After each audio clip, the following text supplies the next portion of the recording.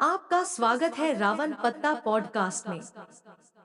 आप सभी को सेवा जोहार और शंभू नर का जागरण के उपलक्ष्य में आज हम आए हैं गांव माड़ोगढ़, जिला मंडला नारायणगंज के पास में ही हैं। और दादाजी का कार्यक्रम था, तो इसी बहाना हम आज शंभू नर का जागरण के विषय में बहुत सारे भ्रांतियां फैली हुई हैं, बहुत सारी चीजें हम जानने का प्रयास करते हैं, पर कुछ लोग कुछ अलग बताते हैं, कुछ लोग अलग बताते हैं। तो इसी विषय में आज हम दादाजी से पूछेंगे आखिर शंभू नर का जागरण क्यों मनाया जाता है और शंभू नर का जागरण क्या है, इससे मनाने के पीछे क्या उद्देश्य है। सबसे पहले दादा सेवा जोहार। सेवा जोहार, सेवा जोहार। तो हम समय को ध्यान रखते हुए हम आज सीधे इस मुद्दे पर ही बात करेंगे, क्योंकि दादाजी का कार्यक्रम आज दिन में भी है और रात में भी है। तो दादा, आज शंभू नर का जागरण के विषय में आप जानकारी बताइए, क्यों मनाया जाता है। हमारे पुरखों के अनुसार शंभू नर का जो जागरण है, शंभू नर का जो हम लोग मानते हैं जी, तो हमारे पुरखों के यदि अनुसार चलें तो पुरखों के अनुसार जो है माना जाता है, हमारे जो शंभू हैं, शंभू जो हैं तंत्र मंत्र सब कुछ के ज्ञाता थे और एक व्यवस्था देने का काम हमारे समाज को किया है। तो हमारे पुरखा लोग कहते थे कि शंभू जी के जो तंत्र मंत्र, उनके जो जितने भी विद्याएं थी, वो सारे विद्याओं को, और आज के जो यह दिन है शंभू नरका में, तो उनको मनाने का दिन था जी। और जब उनको शंभू जी को मनाते थे कि जितने जो आपके शक्ति और भक्ति हैं, जितने आपके पास गुण है, जितने आपके पास में ज्ञान है, और जो आप पूरे सृष्टि के जो प्रकृति के जो नियम है, प्रकृति के जो उथल और पुथल, हर चीज उत्थान पतन के जो आप जानकार हैं, तो वो सारे जो जानकारी है वो हमारे कोया समाज में आए। और उसके लिए हमारे पुरखों ने शंभू जी को आराध्य मानते हुए और शंभू जी को प्रसन्न करते हुए, जो भी इस समय का जो फसल होता है रवि का फसल, वो रवि के फसल भी और उन्हें भेंट करते हुए अपने पैन पुरखों में और शंभू जी को ये रिझाते थे, शंभू जी से आशीर्वाद लेने का प्रयास करते थे, मिन्नत करते थे कि हमारे कोया जनों में जो आपके पास जो गुण है, जो ज्ञान है, चाहे हर क्षेत्र में वह विद्या हमारे कोया जनों में आए, उसके लिए उन्हें मनाने का प्रयास किया जाता था। ये हमारे पुरखा बताते थे। अब नई नई कथाओं के अनुसार यदि हम चलें तो उनको कोई कहता है कि शंभू जी को शायद कहीं कोई विष दे दिया गया या विष से उन्हें कई दिन तक और मूर्छित अवस्था में रहना पड़ा। तो ये जो दिन है, इस दिन शंभू जी को जो है और होश आया था, उस विष से उनको मुक्ति मिली थी, इसके लिए शंभू जी को जो है आज शंभू नर का मनाया जाता है, ऐसा कहते हैं। लेकिन हमारे पुरखों के अनुसार यदि हम जाएं तो इसका उल्लेख कहीं भी नहीं मिलता। ये जो है कोई पुस्तकों में इत्यादि में लिखा हुआ को हमारे लोग जो उसको रूपांतरण करके बताते हैं, वो अलग चीज है।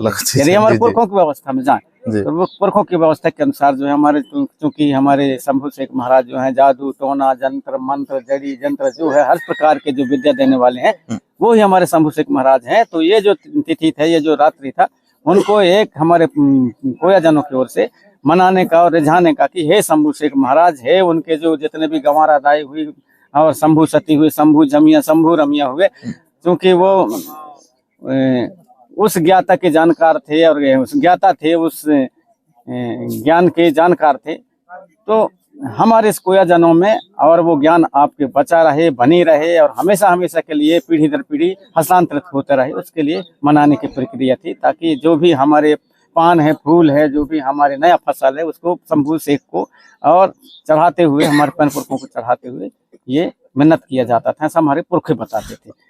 और हम अब पुरखों की माने या फिर जो नए नए चीजें जो इधर उधर से बताते हैं उनके माने, तो यदि हम गहराई में जाते हैं तो हमारे जो पुरखे बताते थे वो बहुत हद तक सटीक होता है। क्योंकि हमारे जितने भी तंत्र मंत्र हैं सब हमारे शंभू शेख में आते हैं। यदि कोई मान लो की बात में हम बिच्छू किसी को काट दिया, तो बिच्छू को मंत्र को जब भी हम लोग उतारते हैं तो अंत में जरूर कहते हैं, चलो भाई सीता माता छिटकुवार दाई, और तो जैसे तुम्हारे घड़ा उतरे वैसे तुम्हारे जो है हमारे बुश उतरे, ऐसा ऐसा जो कहते हैं, गुरु मेरे फूके चल के बेटा खर्रा से उतर जाए, कौन गौरा पार्वती महादेव शंभू शेख महाराज के वचन है, ऐसा जो कहते हैं। मतलब कोई भी हमारा मंत्र होता है तो हमारे गंवारा दाई शंभू शेख महाराज कि उनके ही दुहाई दे करके और उतारा जाता है, चाहे हमारे भावर तोड़ने का हो, चाहे हमारे खत्ता फूंकने का हो।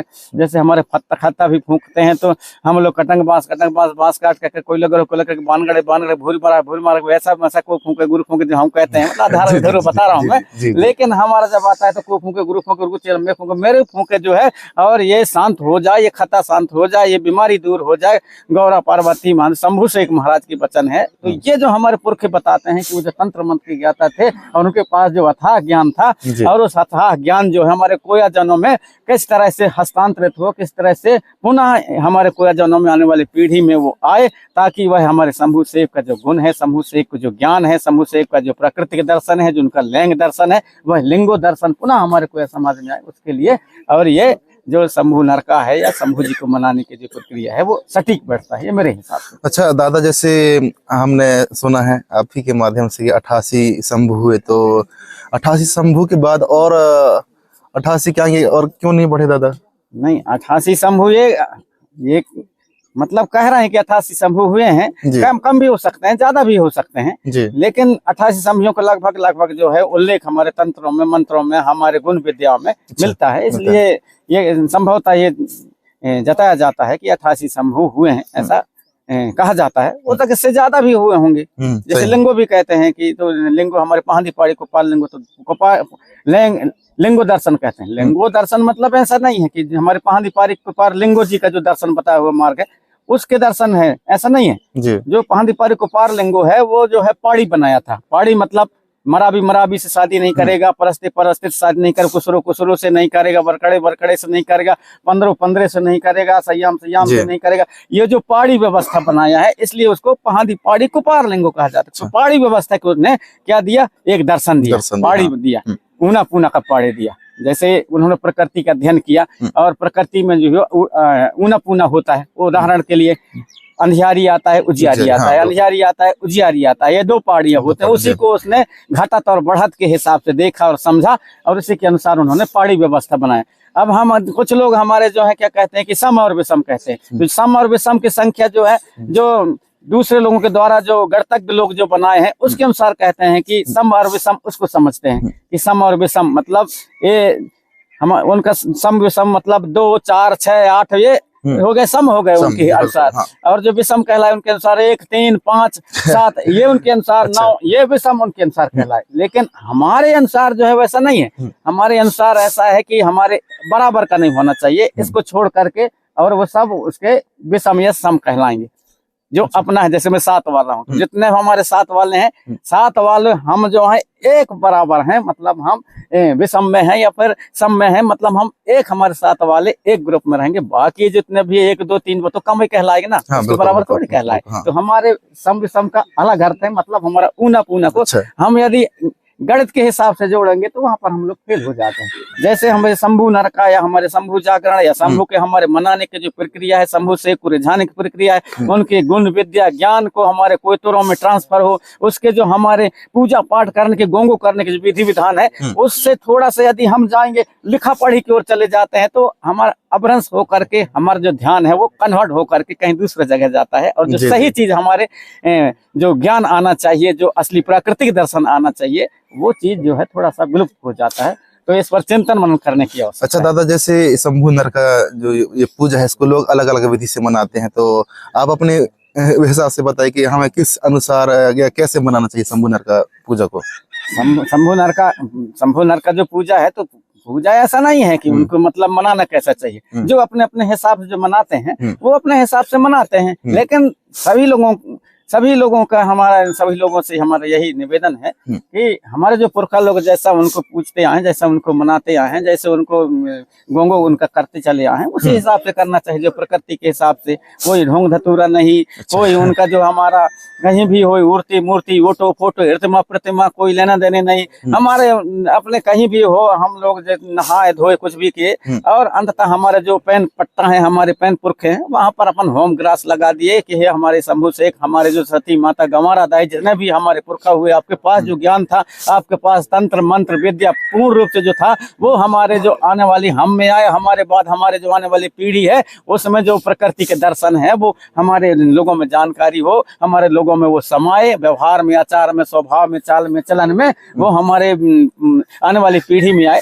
ऐसा अपने तरफ से होम ग्रास कहीं भी लगा सकते हैं, उसको कोई ढोंग धतूरा करने की आवश्यकता नहीं है। और हमारे पुरखा लोग ऐसा कभी नहीं करते थे। अच्छा। थोड़ा बहुत बस इतना ही करते थे, होम ग्रास लगाते थे। अच्छा दादा, और एक बात और है, जैसे कि बहुत सारे लोगों के मन में ये सवाल भी आ रहा होगा कि भाई कैसे कैसे शंभू नर का जागरण शुरू हुआ, कैसे कैसे, तो दादा ये कब से शुरू होगा, इसका कहानी क्या रहा होगा?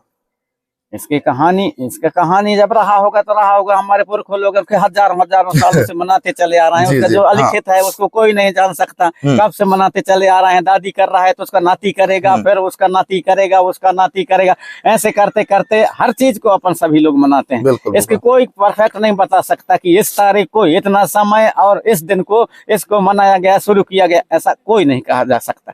कोई नहीं कह सकता, क्योंकि हमारा अलिखित संविधान है। अब कोई कह दे कि चलो भाई कुशरो गोत्र की उत्पत्ति किस दिन से हुई, किस तारीख को हुई, कब हुई, तो कोई बता सकता है। मरावी गोत्र की उत्पत्ति कब हुई, किस तारीख को हुई, तो कोई बता सकता है? नहीं बता सकता, कोई नहीं बता सकता। दादी कर रहा था वैसे नाती करेगा, फिर उसका नाती आएगा वो करेगा, उसका नाती, वो ऐसे ट्रांसफर होते होते होते होते, क्योंकि ये जो प्रकृति है ये चलायमान है। प्रकृति जो है सृजन और विनाश, इसका जो कहना चाहिए इसका नियम ही है। तो ये नियम को कोई टाल नहीं सकता। इसलिए प्रकृति के अनुसार ही हमारे पुरखा लोग चलते थे। वो ऐसा देखा से कि नहीं करते थे।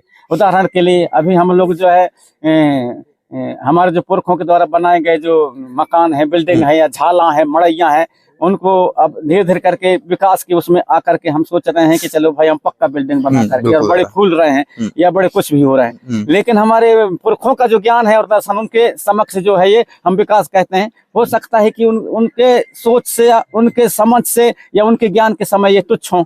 अब तुच्छ कैसे हो सकते हैं? आप लोगों को उस समय रहे होंगे, नहीं रहे होंगे, छोटे रहे होंगे, लेकिन हम लोग जानते हैं जब 1997 में इसके और पहले एक जब भूकंप आया था, एक यदि भूकंप आ जाए तो जितना भी ये बिल्डिंग है जो पक्की बिल्डिंग है ना, हम लोग उन पर गर्व करते हैं। एक भूकंप आ जाए तो जो कच्चे मकान है वो बच जाएंगे, लेकिन जो बिल्डिंग है ना ये चूर चूर होकर के गिर जाएंगे। हमारे सारे चीजें धराशायी हो जाएगी, हमारे घमंड नहीं होगा। घमंड जबलपुर में एक समय आया था कि वहां पर करोड़ों के मकानों को 5-5 हजार 2-2 हजार में बेच करके भागने के लिए तैयार थे उस समय। तो ऐसा भी समय आता है। तो प्रकृति का जो कहना चाहिए, और ये उथल और पथल, ये सिक्कों के दो पहलू हैं, सृजन और विनाश। आज यदि प्रकृति मान लो कि बात में अवसर्जित होता है तो उसका विनाश भी होता है। ये प्रकृति का नियम है। वो उस चीज को हमारे पुरख लोग सोच समझ करके चलते थे। इसलिए उस हिसाब से उनका रहना, बसना, चलना, फिरना, खाना पीना सब कुछ उसी हिसाब से होता था। एक दिन ऐसा समय था, आप सब लोग जानते होंगे, हमारे पुरख सियाने लोग जो बैठे हैं कुछ वो जानते होंगे। एक दिन ऐसा था कि कोदो कुटकी खाने वाले को, कोदो कुटकी उपयोग करने वाले को, कमाने वाले को आदमी बड़े घड़क दृष्टि से, हेक दृष्टि से देखते थे, जबकि हमारे पुरख लोग कितना विद्वान थे। आज ऐसा आ गया कि शासन जबरदस्त कह रहा है कि इसको ज्यादा से ज्यादा उगाओ और इसको फिर आप लोग पंजीयन कराओ, और पंजीयन करा करके उसको बेचो ताकि वो दूसरे देशों में भी जाए। उसकी पावर को आज वैज्ञानिक लोग समझे, उसकी पावर को आज विद्वान समझे, दुनिया के लोग समझे कि कुटकी और कोदो का क्या पावर है। तो हमारे पुरखा लोग तो 1000 साल, लाख साल पहले समझ चुके थे। तो कितना विद्वान थे। उसी प्रकार ये शंभू नरका के बारे में भी हमारे पुरखे लोग बहुत विद्वान रहे होंगे। और वो कोई ढोंग धतूरा दिखावटी नहीं, बल्कि वो अपने आत्मा में, अपनी भावनाओं में, अपने आचार में, अपने विचार में जो माने और समझे उसी अनुसार आपको मानना चाहिए। कोई ढोंग धतूरा दिखाने की आवश्यकता नहीं है। जैसा उनको मानेंगे वैसे ही प्रसन्न हो जाता है। उदाहरण के लिए हम अपन सब लोग हम देखते हैं, अब अनुभव करते हैं, क्योंकि ये जो नहाना धोना और पूजा पाठ यूं तो जो करते हैं तो शरीर के सफाई के लिए नहाया धोया जाता है। लेकिन जो हमारे आत्मा है, जो हमारा कहना चाहिए मन है, जो पवित्रता है, वो हमारे मन में होना चाहिए, नहाने धोने से नहीं होता। हमारे पवित्र मन से होता है। उदाहरण के लिए हमारा कोई ऐसे बहुत से लोग हैं, कहीं को बिच्छू काट देता है, कोई कुछ हो जाता है, तो बहुत से हमारे न कभी 2-4 दिन नहीं नहाते। हमारे ऐसे सियाने अभी भी हैं जो ऐसे चिरे फाटे पहने रहते हैं, नहीं नहाते। लेकिन जब मौका आ जाता है, बिच्छू कोई काट देता है तो ढूंढना पड़ता है। जो नहाने वाले हैं ठीक नहीं कर पाते, लेकिन जा रे जाओ तो वो भैंस चरा रहा होगा, उसको पकड़ के लाओ, रे वो नहीं नहाने वाला आके उसको ठीक करता है, क्योंकि वो मन से नहाया हुआ है, इसलिए वो उसको ठीक कर देता है। लेकिन जो नहाने वाले हैं, क्योंकि वो मन से नहीं नहाया, क्योंकि देखने के लिए, दिखावटी के लिए नहाया है, इसलिए वो कोई भी चीज को उसमें उतना पावर नहीं है। तो इस चीज को हम गंभीरता से सोचें। वैसे ये हमारा जो है शंभू के जो सेवा करने की प्रक्रिया, शंभू को रिझाने की प्रक्रिया, और उनके जो गुण विद्या है, जो हम उनके पास में जो ऐसा दर्शन था, वो पुनः हमारे और कोया वंशों में, हमारे इस भूमंडल में रहने वाले सभी लोगों में पुनः वापस आए। उसके लिए हमारे पुरखा लोग अपने होम ग्रास लगा करके उसको, और जितना भी गोंगो बनता था, पूजा पाठ अपने हिसाब से करते थे, वैसा ही करते रहना चाहिए। लेकिन आज जो ढोंग धड़म्बर उसको बढ़ा चढ़ा करके ये करना वो करना, ये तो दिखावटी है। सही बात दादा। और जैसे दादा आपने कहा कि पहांदी को पायरलिंगो के जो व्यवस्था में आप बताए, तो एक बात और आती है, जैसे हमारे एक चलती है संस्कृति के हिसाब से कि गोद के बाहर जात के भीतर ऐसे शादी विवाह के सिस्टम चलता है। तो क्या हमें अपने जात के बाहर शादी क्यों करना चाहिए? जैसे हम बैगा से हम शादी नहीं कर सकते, हम लोहार से शादी नहीं कर सकते, तो इसमें क्या सिस्टम है? ये तो धीरे करके नहीं, ये तो धीरे करके जो है, जैसे जैसे समय चलता है उस हिसाब से लोग जो है अपने अपने कैटेगरी के और निर्धारित कर लेते हैं, और उसके हिसाब से जो है फिर आदमी क्या करते हैं, उस हिसाब से आदमी फिर अपने अपने आहना भी बना लेते हैं, कहावत भी बना लेते हैं, वो समय के अनुसार से अपने अपने हिसाब से। लेकिन इसके पहले यदि हम उसमें बहुत पहले के जाएंगे, तो हमारे पुरखा लोग जो है, उनसे यदि हम जानते हैं, तो बहुत से ऐसे लोग हैं जो उस समय के बहुत से चीजों को जानते थे और बहुत से चीजों को करते थे। तो जहाँ जैसा जैसा हम कहते हैं कि नहीं, मतलब सभ्यता की ओर जा रहे हैं, या जिस जिस परिवेश में लोग रहता है, तो उसी परिवेश में आदमी फिर उनका जो जीना, खाना, उठना, बैठना, सब कुछ। उदाहरण के लिए जैसे अभी कोई यदि नौकरी वाला है, कोई मास्टर है, कोई पटवारी, कोई कुछ भी है, हमारे गुरुजी बैठे हैं यहाँ पर, अधिकांशता है ऐसे, मैं नहीं मानता कि ये गुरुजी लोग अपने जब बच्चे के या बच्ची की शादी करें, तो इनके मन में ये न रहेगा कि कोई यार मेरे को, मेरे बच्ची के लिए, मेरे बड़े लड़के के लिए नौकरी वाले मिल जाता। मतलब ऐसा ही भाव ज्यादा रहेगा, ये नहीं सोचेगा कि मेरे कैटेगरी का मेरे नौकरी वाला मिल जाता तो सही रहता। तो एक कैटेगरी बन जाता है। चलो भाई, तो बांस बनाने वाले हो, तो यार हम बांस छोलने का काम करते हैं, टुकनी बनाते हैं, तो भाई हम अपने हिसाब किताब से, अपने उठक बैठक के हिसाब से जोड़ेंगे रिश्ता। फिर जो आदमी हल जो चलाने वाला है, खेती किसानी वाली, वो भी से सोचेगा कि अरे हमारे हलाई किसानी वाला चाहिए रे, हमको दूसरा नहीं चाहिए। वो भी अपने हिसाब से। कोई लोहा का पीटने वाला है, बोलेगा यार हमारे लोहे का काम करते हैं, तो कोई लोहा काम करने वाला मिल जाता है यार, तो यहाँ से तो जोड़ी बनता है ना। अभी भी मैं 100% कह रहा हूँ, जो नौकरी चाकरी वाले वो यही सोचेंगे कि हमको केवल नौकरी चाकरी वाले दमाद मिल जाता है, या फिर वो हमारे जो है बहू मिल जाता है। सही बात, बिल्कुल। ये तो मन के ऊपर डिपेंड है ना।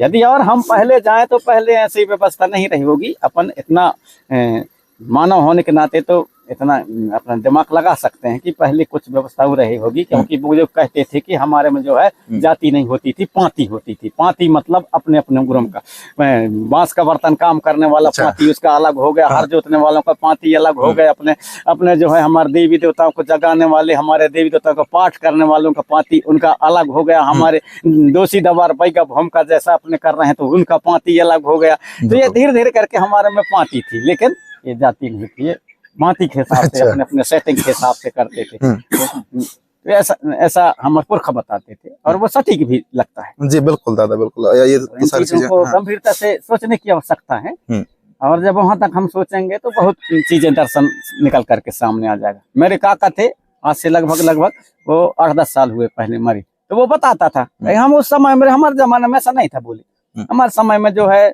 जैसे हमारे और भी हमारे दूसरे जनजाति हैं, उनके साथ में हमारा शादी ब्याह होता था। अच्छा। हमारा काका जानता था। कब? वो 8-10 साल पहले खत्म हुआ है। जब वो जानता था 8-10 साल पहले खत्म हुआ, तो ज्यादा उम्र अब होती तो उसको 100 साल होती। अब जब वो 100 साल वाला आदमी उतना जानता था, तो फिर 200 साल जाए तो क्या कुछ रहा होगा, 400 साल पहले जाए तो कुछ और रहा होगा, 500 साल जाए तो कुछ अलग रहा होगा।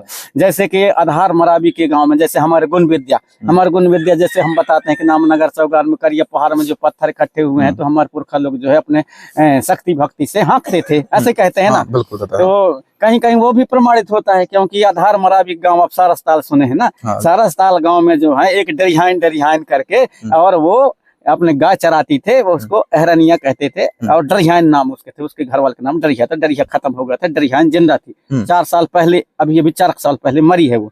और वो इतने बड़े पत्थरों को वो जब मंत्र मारती थी, मंत्र वो बोलती थी, तो वो ऐसे हाल चलने लगते थे। जब ये 4 साल पहले मरने वाली जो डरियान इतना बड़े बड़े पत्थरों को जब हाँक देती थी, तो अंदाज अपन लगा सकते हैं कि 500-600 साल पहले नामनगर चौगान में हमारे वास्तव में हमारे पुरखा लोग अब कुछ ना कुछ ऐसे शक्ति पावर से और शब्द शक्ति से और उनको जरूर हाँक के रहे होंगे। इतना तो ये पक्का है। बिल्कुल दादा, बिल्कुल। दादाजी, मैं थोड़ा सा इसमें ऐड करना चाहूंगा।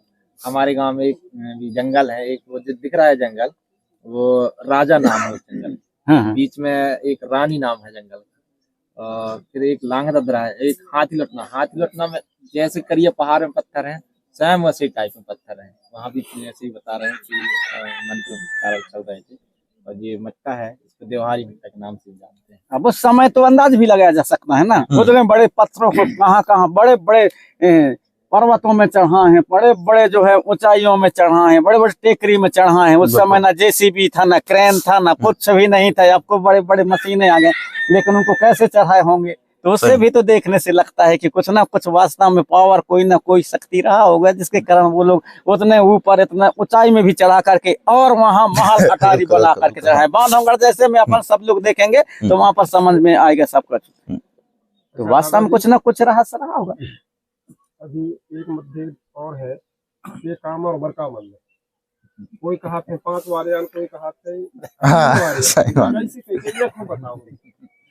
कैसे में कहा थे कैसे 5 वाले, कैसे 3 वाले, और कई जन कथन दादा से जैसे ऐसा मरका मरते काम भर में नहीं है, वो सभी में है। इतने दिन हमारे जो वही तो हमारे जो व्यवस्था है वो अलिखित है। अलिखित होने के नाते क्या होता है, धीरे धीरे करके भूलते और हम लोग जो है भूल गए। अब अपन तो ये काम और मरकाम के 3 या 5 के बाद चल रही है ना। अभी ये तो बहुत है कि गोत्र जान रहे हैं, 3-5 के बाद के जान कर रहे हैं। हम आप सब लोग यदि चले जाएं उत्तर प्रदेश यूपी में, तो वहाँ गोंड है तो वो केवल गोंड हूँ करके पहले ध्रुव लिख देते थे, गोंड है तो। बाकी और एव देव की तो बात ही मत सोचे, क्या जानेंगे कि नहीं जानेंगे भाई। उस साइड जो है व्यवस्था पहले टूटी। तो ये सारी व्यवस्थाएं उधर जो है नहीं समझ पाए लोग, जो है धीरे करके विलुप्त हो गए। आज से ठीक पहले एक मेढ़ी झामर में कार्यक्रम था, जबलपुर के आगे पाटन साइड एक मेढ़ी झामर, नुनसर साइड है वो गांव, मेढ़ी झामर में कार्यक्रम था। तो वहाँ सब लोग ठाकुर लिखते थे। तो वहां पर मैं सियानों से, बुजुर्गों से चर्चा किया। मैंने कहा ये आप लोग ठाकुर लिखते हैं, ये बताए आप लोग सरनेम होता है कि नहीं होता? जो फिर वहां पर बताए, बोले जो और तो मरावी हैं, जो और जो है तो तेकाम में आए, और जो तो धुर में आए जो। तो मैंने कहा फिर आप लोग धुर में मरावी तेकाम क्यों नहीं कहते? अरे तो कहा तो हम ठाकुर यहाँ लिखते हैं, तो ठाकुर चल रहा हुआ है जो हमारे होता है। हमने कहा यार जब आप लोग ठाकुर कहोगे तो कल के तारीख में जो आपके बच्चे होंगे, नाती पंती होंगे, तो तुम्हारा सरनेम तो तुम सियाने जान रहे हो, ये तो भूल जाएंगे। इसलिए तुम सरनेम को भी जोड़ो। तब धीरे करके सरनेम को भी जोड़ना शुरू हुआ वहां पर। तो ऐसा वो भूल गए। अब भाई ठाकुर लिख करके, तो अपने को कोई ठाकुर लिख करके, कोई कुछ भी लिख करके, धीरे करके वो भूलते आने वाली पीढ़ी भूल जाता है। तो वो फिर धीरे करके जो है कट होने लगते हैं। अब अंदाज लगाइए, अब हमारे देश के अंदर में कहते हैं कि आदिवासी 12 करोड़, ऐसे कहते हैं ना। और गोंडों की संख्या बताते हैं 17 करोड़। अब आदिवासी के भीतर कहते हैं गोंड भी आ रहा है, ऐसा भी कहते हैं ना। अब गोंडों की अकेले की संख्या 17 करोड़ बता रहे हैं, और आदिवासी की संख्या बता रहे हैं 12 करोड़।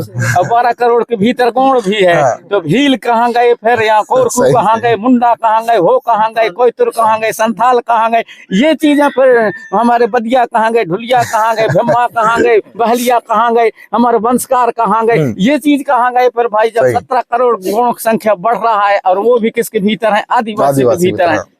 तो गोंडवाना एक ब्रांड है, गोंडवाना एक बहुत बड़ा भूमि और बहुत बड़ा इतिहास है। ये प्रागैतिहासिक काल है। और गोंडवाना हमारे जो शब्द है, ये जो है पुरातत्व है, ये पूरा सब कुछ है, पूरा सार इसी में है। ये आदिवासी शब्द तो अभी का हमारे जानती के आया है। आदिवासी से अपना जो है जरूरी है ना? नहीं, वो ऐसा नहीं है। कोई नहीं परफेक्ट नहीं बता पाएगा उसका कि आप कितने देर के होते हैं। भाई कोई ऐसा थोड़ी है कि कोई कहीं नहीं, उसके हृदय में बहुत भ्रांति है।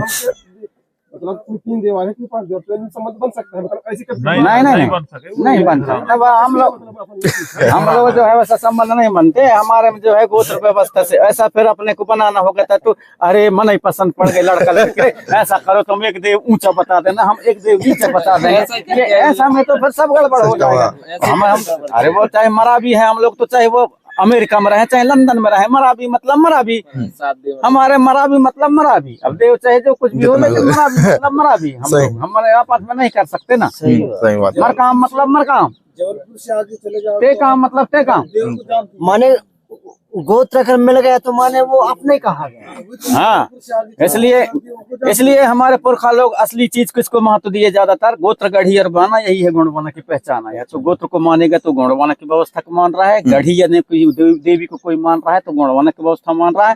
गोत्र गढ़ी और बाना, यदि उसके घर में बाना त्रिशूल गड़ा है तो गुणवाना की व्यवस्था को मानता है, चाहे वो कोई भी अपने आप को समझे, वो गुणवाना की व्यवस्था को मानता है। क्योंकि हमारा जो मूनसूल सर्री के हिसाब से पूरा हमारे जो रीति रिवाज है, पूरे हमारे जो दर्शन है वो मूनसूल सर्री के ऊपर है।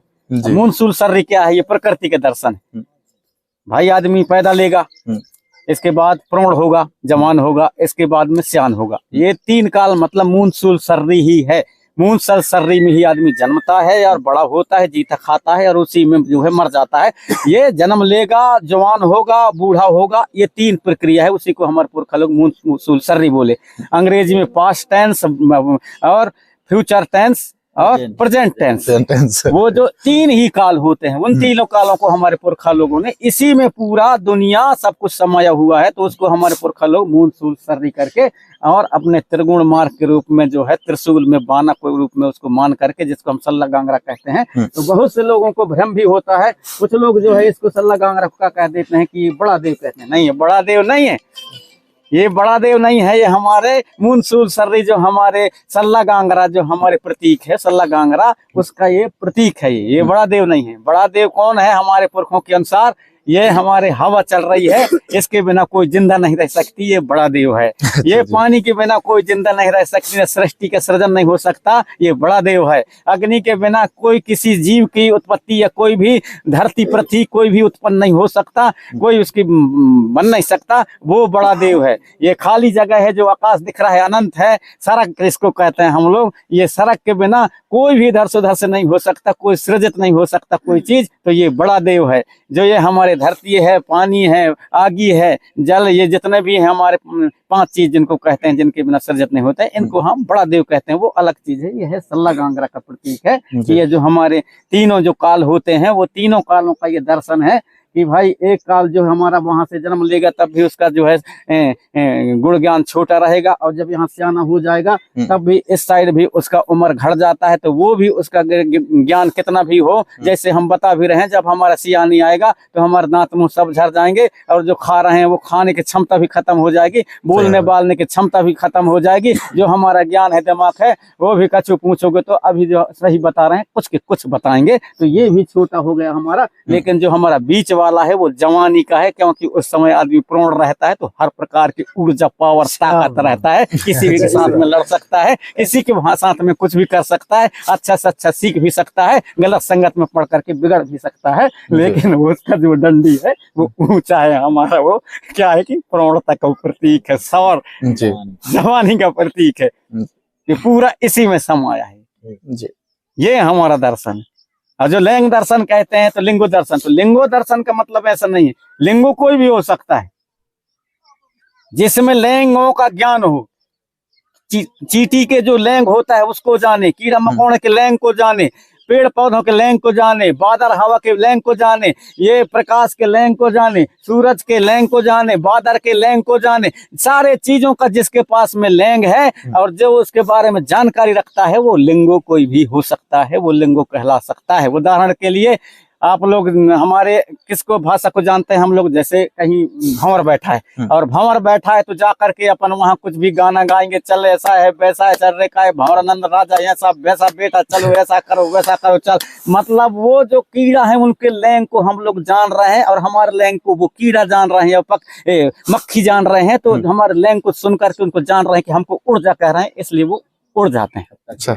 लैंग है ना, लैंग दर्शन है ना वो। हाँ, बिल्कुल। उसी प्रकार बीछी काट देता है तो बीछी के विष काहे से उतरेगा, उसका विष भी वो जो लैंग हम जो बोलते हैं तो वो लैंग को बीछी का विष भी जानता है, अरे मेरे को उतार रहा है तो वो भी उतर जाता है, तो वो लैंग दर्शन है। वो कोई भी गुनिया पंडा जब हमारा पूछता है चल बेटा ऐसा वैसा चल, कौन घाट कौन गढ़ कौन गड़ी के कौन ठाना कौन पहाड़ के हार के मरघटी मसान के यहाँ के वहां चलो बेटा कहता है, तो कोई भी उसका बीमारी है या कोई भी उसको पकड़ा है, यदि वो लैंग को जानता है तो उस लैंग से धीरे धीरे करके छोड़ेगा तो ठीक हो जाता है। क्या है ये है हमारा लैंग दर्शन, लिंगू दर्शन।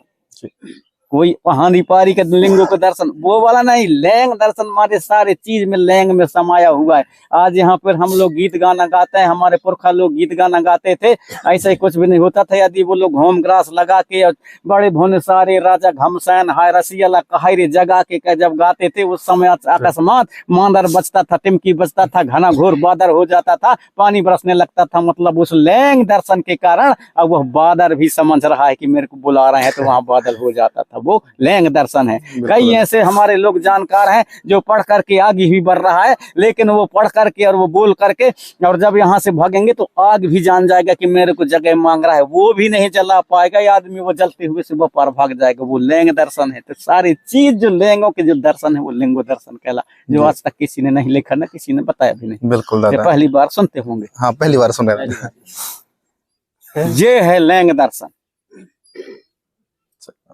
अब हम ही लोग मान लो कि बाद में कोई हम गाते हैं कुछ भी करते हैं तो वो लैंग दर्शन कहाँ जाता है, लैंग दर्शन जाता है कोई भी वहां बैठे हुए लोग। हम थोड़ी ना कहते हैं आकर के आप लोग नाचना, लेकिन उनके दिलो दिमाग में लैंग जाता है और वो लैंग जब टच करता है ऐसे उनके मन मस्तिष्क में ऐसे हलचल ऊर्जा पैदा करता है कि वो लोग जो है नाचने लगते हैं। और जब भाव आता है किसी में तो उसके पास कम से कम सही आदमी जब सही रहेगा उस समय उसके पास उससे कम से कम 8 गुना ताकत ज्यादा आ जाती है। किसमें?